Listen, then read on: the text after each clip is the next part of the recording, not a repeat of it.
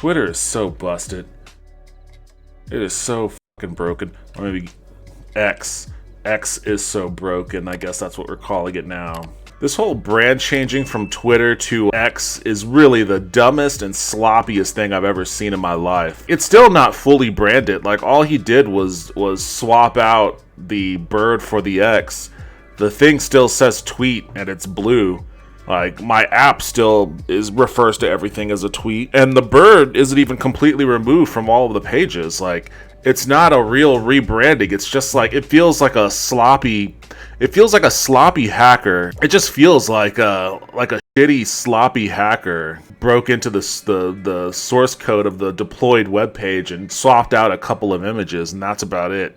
And that's what constitutes the rebrand. It's a dumb idea to begin with because, like, the Twitter brand itself has a ton of value as a recognizable and, to a certain degree, trusted brand.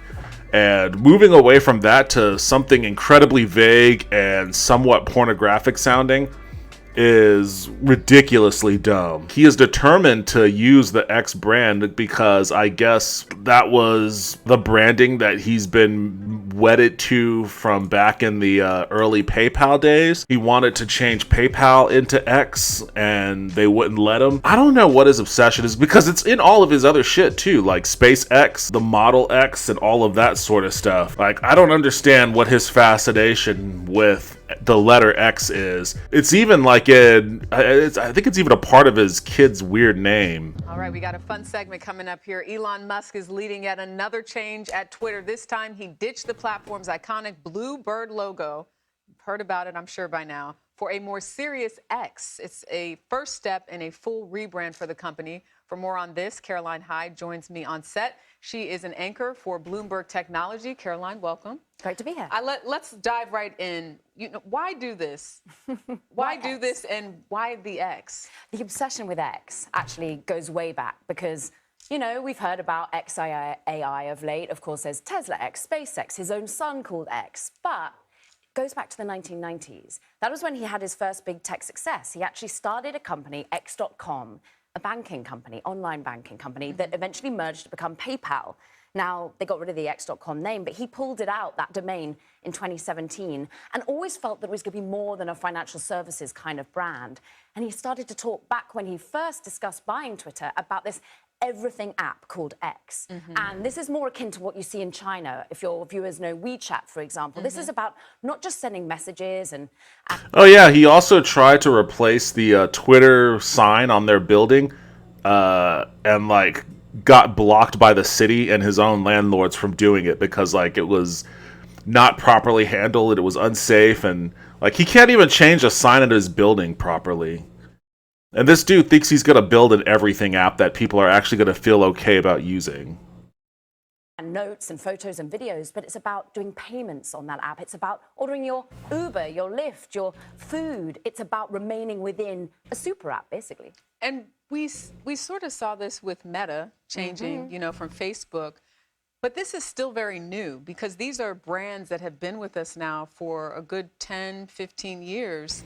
And to change it like that while all these other changes are happening, I think people are asking, what's next? Yeah. So what did Elon tell you? What's he doing next? Well, what Elon is telling using his own platform on Twitter is kind of saying, look, this is a step in the direction of my vision. But ultimately what Linda Yaccarino, the CEO that he's brought on at now X, has got to do is restore our trust because they've just, like that, overnight decided to get rid of a 17-year-old brand that is globally known, that we have verbs made up. That's the thing, like, yeah, it's been around for 17 years and, it's so ubiquitous with online social media that it's been verbified. So you would think that even if you wanted to rebrand it, you would do it in a way that would seem more legitimate than it is now. Like, again, it feels like it's a half-ass rollout.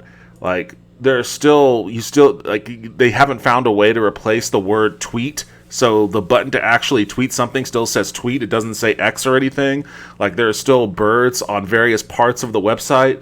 Like the app, I guess it updated some people's apps, but it didn't update mine. So I still have Twitter and not X or whatever. They try to equate it to Facebook rebranding as Meta, but the thing is, Facebook basically created Meta as a sort of container company with which Facebook, Instagram, and all their other things live under. So the services themselves is still called Facebook.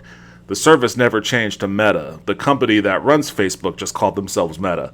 And Elon Musk could have done that if he wanted to. Like, he could have created the company X, which, houses Twitter and Tesla and SpaceX and the Boring Company and all that other stuff. He could have made a parent company just called X and have that be the thing. But no, for whatever weird reason, he's decided to make Twitter X, and even in that, only in a half-assed manner, and destroying the entire value of that brand. Like, the brand had a hell of a lot of value globally. This whole rebrand, if he wanted to do it, and it's his prerogative to do it, it's his company, obviously. Like, if he wanted to rebrand, he can. But why do it in such a sloppy, ham-fisted, half-assed manner just to use something that's just going to make your site sound like a porn site? Like, there are all sorts of jokes now about how the bird in your browser tab has been replaced by an X, and it just makes it look like you have an a porn site tab open whenever you have Twitter open now. And they used to call they used to call the videos on Twitter videos, but now they'll call them X videos, which is obviously, anybody who was even a quarter of a degenerate on the internet knows what X videos actually is. So it's just all sorts of, it's just a minefield of avoidable nonsense. And there's no foreseeable value in doing it. Like, I don't see what the obvious get is in doing all of this. Like, what's your get? He could have made like this global anything app using the Twitter brand, because Twitter already had a value. Like, the value was plummeting because of his remarkable mismanagement of the company, but had he, found a way to actually let go of complete control of the company and let this Linda Yaccarino, whoever, run it as a CEO. I don't know if she's qualified for that, but hey, you hired her to be the CEO, so take your hands off the wheel, let her run it as a CEO. Maybe you can reestablish some brand trust again. Maybe you can actually get into a position where you can hire some people again and build out the anything app. And that's another thing, but build out the anything app that you want to posit using the brand trust that people have in Twitter. People trust Twitter to do things already. I don't know if they'll trust X in that same capacity, just because they don't have the connection in their brain. Their brain's not wired that way. They don't have 17 years of using X. They have 17 years of using Twitter. And any connotation of like any kind of association of X that they have in their brain as far as trust is concerned comes from seedy websites that puts malware on their computers and, insist upon their visiting that they've contracted a virus of some sort, or makes it difficult for them to close out 7 browser windows that open up on their own. That's people's association with X as far as trust is concerned. I don't know if they're going to want to do their banking with that. And also, speaking to that other point that I kind of glossed over, how is he going to build this everything app when he fired literally everyone in the company? Like, he's running this company off a skeleton crew right now. They barely have the means to keep Twitter running. Like, Twitter's a mess. I just had a bitch of a time putting hashtags on my tweet just now because it kept glitching out on me. And that's like the least of its problems. So like he can't even maintain the app as it is, let alone build it out to be this global town square. Obviously, Elon Musk has a history of radically overpromising and wildly under-delivering. And part of that is by design. A lot of people seem to think that he is like, and maybe their perception is changing after these past few months, but a lot of people seem to think that he's some kind of brilliant innovator, or that he made his money or built his brand off of being like a tech genius. But like a Henry Ford, but he's not Henry Ford. Like that's not what his assets are. That's not what his power is. He's very much like Donald Trump, and he is like Trump in the sense that his brand value is his name. And whereas Trump's brand value that he attributes to his name is luxury and opulence. You want Trump because that means it's the most opulent, it's the best. You stay at Trump Tower, you go to a Trump hotel, you drink Trump water, etc., etc. Like, years of lifestyles of the rich and famous living in the 80s and 90s in New York, in the New York socialite circle, has built a brand around Donald Trump that exudes, to a certain demographic, luxury. And Elon Musk is the same way, only instead of luxury, it's tech innovation. Doesn't matter if he's actually ever done any of it himself. He's just managed to market himself as the person that does it. And a part of that is the fact that he makes such boisterous claims about, 11 years ago, he said that he'd put a man on Mars in 10 years. He had all these big promises about the Hyperloop and what the Hyperloop was going to mean and bring to transportation, city transportation, even though that was has since come out and said that was just an effort to stymie California's goal of building mass train transit. His ability to make those kinds of wild sells, because of the credibility that he's built up for himself as an early investor in Tesla, and that's all he was. He did not found Tesla. He was not, the creator of the Tesla vehicles or cars. All he did was take his PayPal money after he was ousted from PayPal, use it to invest in Tesla, and then he sued the people who actually founded Tesla so that he could say that he was also a co-founder of Tesla when he wasn't. That's all he did. And then all the other smart people actually built the Teslas out. So what he did, though, but he was the public face. He was the golden child that innovated in the electric car space. And as a result of that, it gave him a lot of credibility to where when he says, we're going to do X, Y, or Z, put a man on Mars or build a Hyperloop or, have power walls in every house or whatever other stupid thing he said, people believe it. And it drives up stock value in the companies that he actually runs. And that's the real value that he has. You could say that's market manipulation. The reason why he gets away with it without having it be the crime of market manipulation is because he's not specifically addressing shareholders, when he makes those claims. He's just speaking broadly out to the public. So he can make these proclamations to the general public, and all of his fanboys get super juiced up over it. And, the shareholders and people, prospective investors see that. They want to jump on board because they think that he's a guy that delivers. So he's built his wealth up being a carnival barker, basically. It's the only value he has. He's basically just a carnival barker. And now he's tearing all that value down, and he's started to make these promises again. Now X will go further, transforming the global town square, but he is in serious put up or shut up mode because he's basically pantsed himself on the global stage. Everybody knows this guy's a fucking idiot now. Everybody knows that he can't really deliver on anything that he promises outside of, and honestly, the Tesla cars, I like Tesla in general, outside of Elon Musk, because I'm a fan of electric cars, always have been. I'm a car person. I remember when those things started rolling out, I was super hype about them. Before I even knew who Elon Musk was, and the innovation of the electric car that Tesla made had nothing really to do with the actual tech of the car themselves, because electric cars existed prior to Tesla. Plenty of electric cars existed prior to Tesla. The innovation that the Tesla brand brought to the electric car is they just made them look like Honda Civics.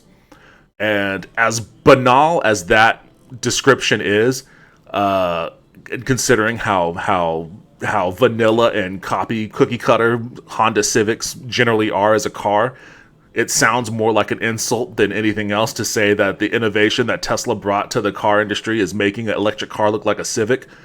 The honest fact of the matter is that's all they ever needed to be, and that's the one thing they were never made to be prior to. Every time you would see an electric car that Toyota or Honda or any other company would put out, they would look ugly as fuck. The ugliest fucking cars you'd ever seen, and no one would ever want one. Conspiracy theory on my end, I feel like that was by design.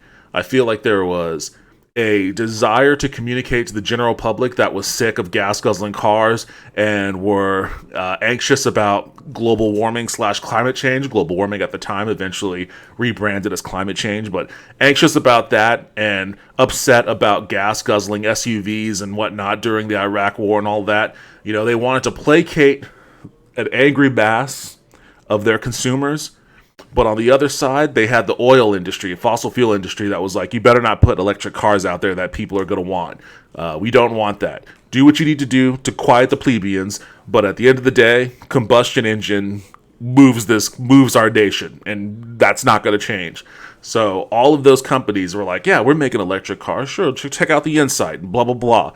And they put them out, and they're ugly as fuck, and nobody wanted to get caught dead driving them. And as a result of that, they just didn't sell very well, and people thought electric cars were a goon's game. And the innovation of Tesla is they made an electric car that just looked like a regular ass car. And then people were like, "Oh, that's cool. That's great. That's just like a car. Yeah, it's like it's like the car that I've been driving for 40 years, except it's electric." That was the only innovation. And the innovation, I guess, if you wanted to really look at it, is just the disrupt of the fossil fuel industry's grip on the automotive industry, which isn't to be understated.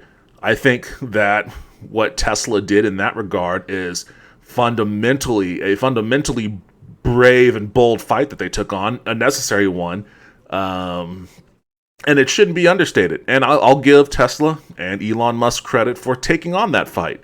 Like, it's a worthy fight, and it's led to, I think, good things. Not as quickly as I would like, but that's largely beyond their control. But it led to good things. Like, that's the innovation of Tesla, though. But it's not the kind of innovation that's like building a global town square or putting a man on Mars in 10 years or any of the other crazy, insane, lofty things that he's promised. It's not that big of an innovation. It's basically just saying shut the fuck up to oil companies, which is what we should have been saying to begin with. Build a car that looks like a car that's electric. That's it. That's Tesla's bread and butter. He could have just thrown his money at science people who know what they're doing and just sit back and be known as the guy who financed us into a golden age of science. But no, he had to be in charge of everything he knows nothing about and couldn't just accept his place. Yes, that's true. And I think what speaks to that incredible sense of ego more than anything else is the fact that he has decided to rebrand one of the biggest brands of global recognition to something asinine and bland even and vaguely pornographic for no reason other than the fact that he just wants to do it. Like he doesn't want like Twitter isn't, even though he bought it for $40 billion, Twitter isn't his. Twitter is Jack Dorsey's, and he just bought it from him. And he doesn't want Jack Dorsey's thing. He wants it to be his. So it doesn't matter how much the brand is worth. It's not his. And he needs to make it his. I mean, if it wasn't for the fact that he could just... If there wasn't a way for incredibly rich people to just do whatever the hell they want with their money, I wouldn't care. I really wouldn't care about him having all this money and all this time on his hands.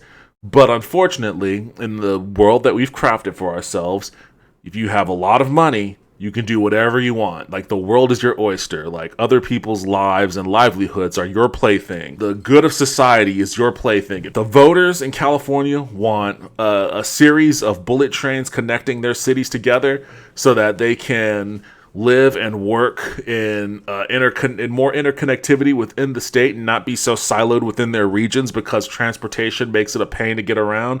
If they vote in favor of that and you don't like it, oh, you've got money, then skirt it. That's your plan to skirt. It doesn't matter if the voters want it or not. Like, that's the hell world that we live in. If Elon Musk didn't have, or any other billionaire for that matter, didn't have the power to do that, then I largely wouldn't give a shit about him. Gone. We're now going to X. So, Linda Yaccarino. And it has such a negative connotation in that regard. That's like, you think of an X, you don't, that's an X. Yeah, it's negative. and if you start having X videos, lots of people have... I didn't even think about the X as far as like, ex-boyfriend or ex-girlfriend. I guess that is true. It's like, oh, it's an X. X Twitter. I didn't really expect the soccer mom looking news guest on CBS News to start dropping X video references. Damn, she just went fucking full bore. Like, I could do that. I'm just some bozo on Twitch. I could talk about X videos. You're on CBS News, lady. Ease up with the X videos references. I mean, Already there's pointed out that. what the Although, connotation what is came there. to mind for me was I thought of Malcolm X. Not a negative connotation, but it's Malcolm X? What? feel like it fits. And interestingly enough, I noticed my phone has Wait, did we really go from talking about X videos to Malcolm X? it's not a negative connotation, but it's Not having X videos, lots of people have I already mean, there's pointed that. out what the Although, connotation what is came there. to mind for me was I thought of Malcolm X. Not a negative. Oh, Jesus. So I think she was just trying to change the conversation away from X videos. She was like, "Oh, this bitch is talking about X videos. What can I do? Malcolm X. Yes, let's talk about Malcolm X." Interesting. But it just doesn't feel like it fits. And interestingly enough, I noticed my phone hasn't updated, so I still have Burn. The app has been slower on mobile. If you go to the web browser, there it has all updated to an extent, but this is iterating. This is a company that's gone back to sort of running fast and every now and then breaking things. Yeah. And so there is that trust. They've got to now, some estimating. I don't think that trust exists anymore because all those people that did that are gone. They all work at Threads now. And by the way, I really hate that Silicon Valley mentality of go fast, break things, because it rarely ever works out that well. Elon hears the name Malcolm X and rushes to rebrand X back into Twitter as fast as he can. I get what you're getting at, but I kind of get the opposite. I think he hears Malcolm X and he's like, yes, I am just like Malcolm X. Malcolm X and myself share the same struggles. That up to $20 billion of brand value has just evaporated by doing this. Right. How do they reinstill that user loyalty in you and I? How do they get the brands that actually advertise to come back and feel safe in this space? So I think you're going to hear a lot about brand safety going forward. So let's turn to Mark Zuckerberg's Threads. I'm not on there, but Oh, shame. We can I know. I know. There's so much to keep up with. There's Instagram, Twitter, Facebook. It's like, okay. But I notice a lot of people have tried it. It seems significant, but then again, what are we looking at in terms of how it's doing the last week or two? Has it been 2 weeks yet? I mean, beginning of July 7th, I think, is when it was so first it's been a little unfolded. over 2 weeks. And basically, they fast-tracked it. This is an app, that's kind of in beta. They're practicing, they're making it up because they saw this moment of vulnerability. She said beta.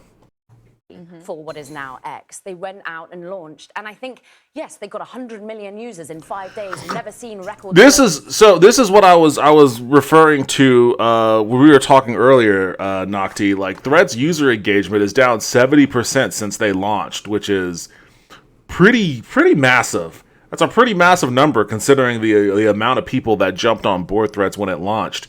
But I mean, it's because again they launched too early. And they didn't have enough stuff ready to roll out after. Like they just rolled out their following tab.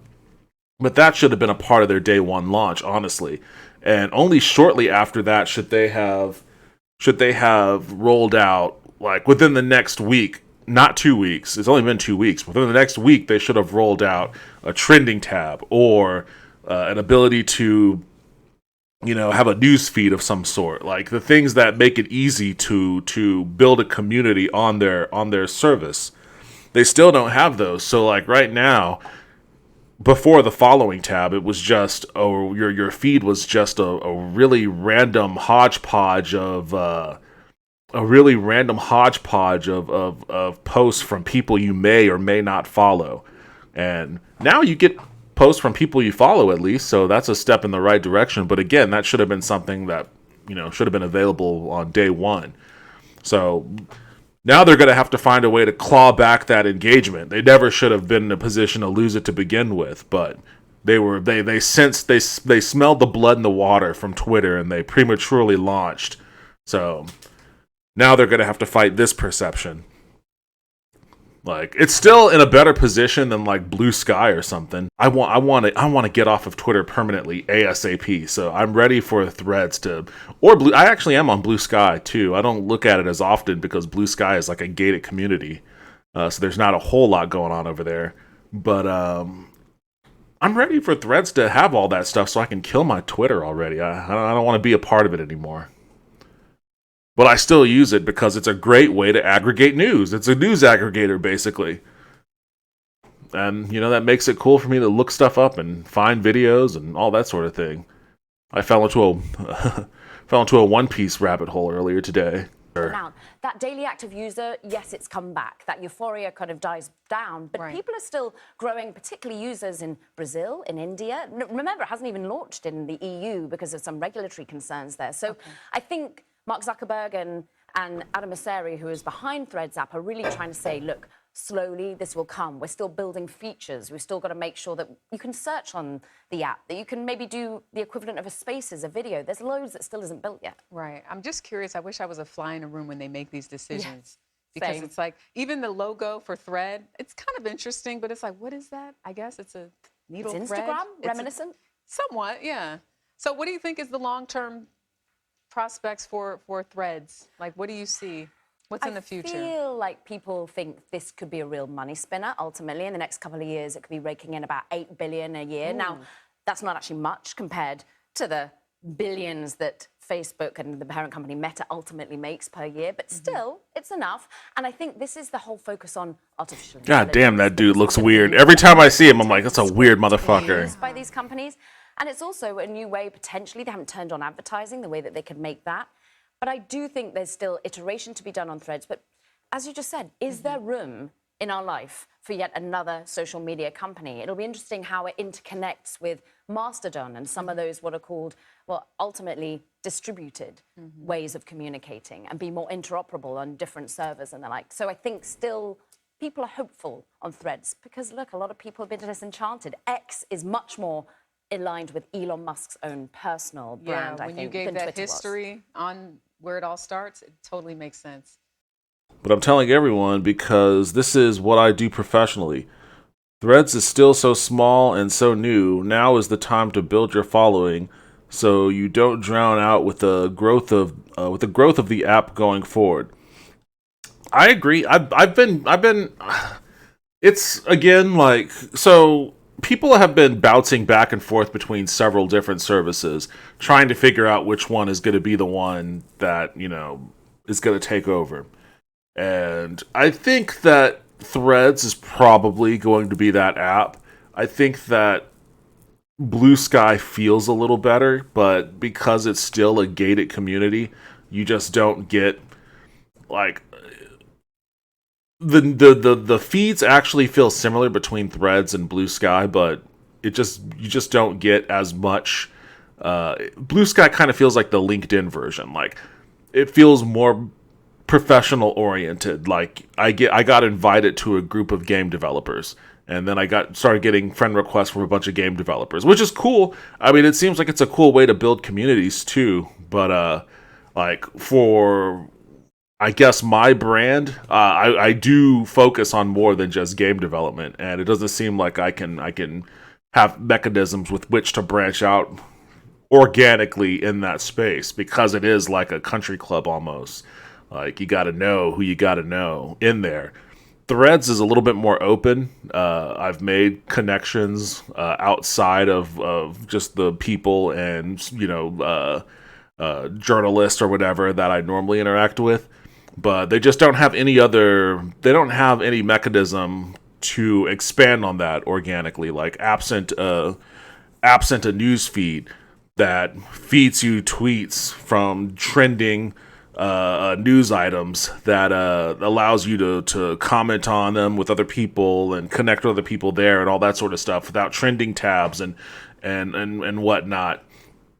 Makes it pretty hard to really expand out without going out of your way to do it. And I've mentioned many times before, I'm a terrible self-promoter, so I'm not the best person in the world at essentially cold calling random people online to market myself.